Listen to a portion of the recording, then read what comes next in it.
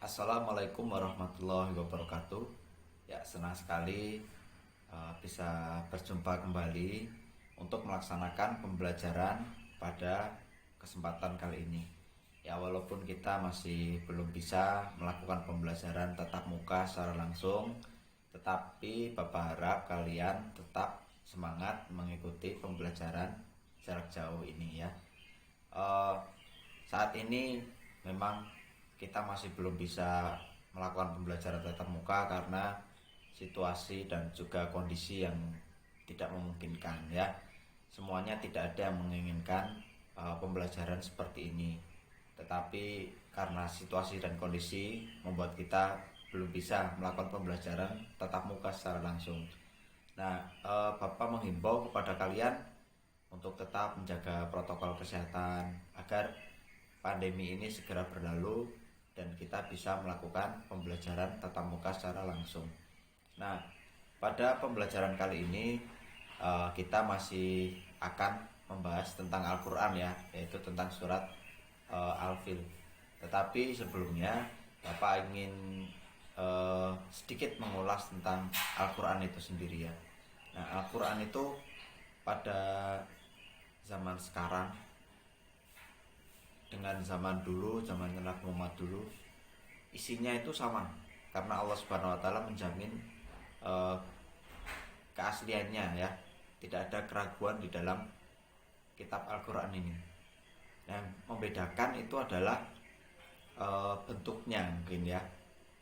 Bentuknya berbeda tetapi isinya sama. Nah, lantas bagaimana bentuk Al-Qur'an pada zaman Nabi Muhammad dulu? Nah, pada zaman Nabi Muhammad dulu itu Al-Quran itu lebih dihafalkan karena Nabi Muhammad itu mendapatkan wahyu itu tidak turun langsung bentuk satu buku gitu, bukan ya, tetapi tahap demi tahap.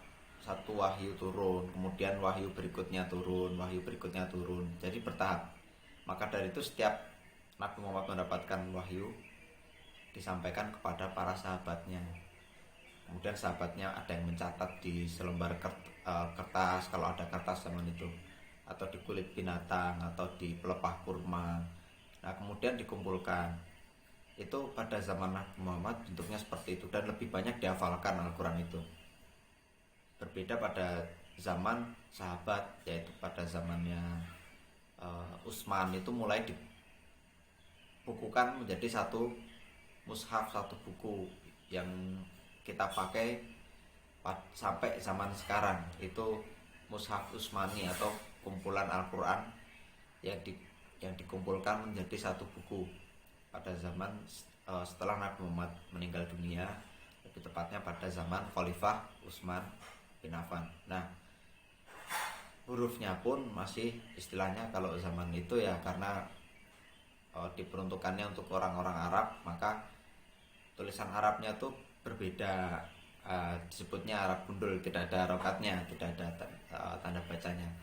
Namun pada perkembangannya ketika Al-Quran itu menyebar keluar dari Jazirah Arab, keluar dari negara-negara Arab, termasuk masuk ke Indonesia, ini orang kesulitan dalam membaca Al-Quran karena bukan bahasanya. Karena bukan bahasanya, ini bukan tulisannya, maka orang kesulitan untuk membaca Al-Quran.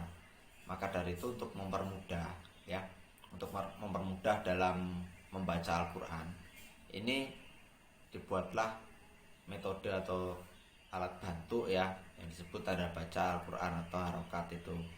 Nah, beberapa tanda baca mungkin kalian sudah tahu, tapi sudah tahu bentuknya tapi nggak tahu namanya ya. Ada yang coretnya di atas, ada yang coretnya di bawah, ada yang kayak angka 9, ada yang kayak bulat kayak angka 3. Nah, tanda baca itu dipakai untuk mempermudah kita dalam membaca Al-Quran. Nah, apa saja tanda baca di dalam Al-Quran? Mungkin lebih jelasnya kita simak saja video berikut ini. Ya baik, pada kesempatan kali ini kita akan belajar membaca surat Al-Fil. Nah, untuk bisa membaca surat Al-Fil atau membaca Al-Quran dengan baik dan benar, terutama karena kita bukan orang Arab asli ataupun kita tidak bisa berbahasa Arab.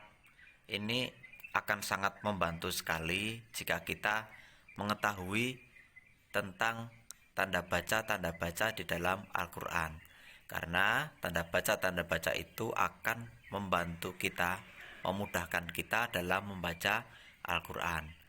Lalu apa saja tanda baca di dalam Al-Quran itu? Mari kita simak berikut ini. Ya, yang pertama adalah fathah. Fathah ini bentuknya adalah seperti garis di atas huruf itu. Nah, cara membaca fathah itu adalah dengan akhiran A, seperti A, Ba, Ta, Sa, dan seterusnya. Nah, untuk tanda fathah yang double ini adalah fathah tanwin. Ini cara membacanya adalah an, ya, seperti tan, ban, san, dan seterusnya. Berikutnya ada tanda baca kasroh. Tanda baca kasroh bentuknya seperti fathah, tapi dia berada di bawah huruf. Cara membacanya adalah I. Apabila terdapat dua tanda kasroh seperti di gambar, ini adalah kasroh tanwin. Cara membacanya adalah in. Berikutnya ada dhammah. Dhammah bentuknya seperti angka 9. Cara membacanya adalah U, dibaca U, seperti U, Bu, Tu, Su, dan seterusnya. Apabila ada double seperti pada yang digambar, ini adalah dhammah tanwin, dibacanya Un, Bun, Tun, dan seterusnya. Ada pula tanda baca tasjid. Tasjid ini bentuknya seperti angka 3 yang terbalik. Cara membacanya yaitu dua huruf. Satu huruf dibaca double seperti seolah-olah ada dua huruf, di mana huruf yang pertama mati, huruf yang kedua hidup, ya. Berikutnya ada tanda baca sukun. Tanda baca sukun ini bentuknya seperti angka 0 di atas huruf. Ini cara membacanya adalah huruf itu dibaca mati. Ya, demikian tadi adalah tanda baca di dalam Al-Quran. Berikutnya kalian bisa telaah tanda baca di dalam surat Al-Fil berikut ini.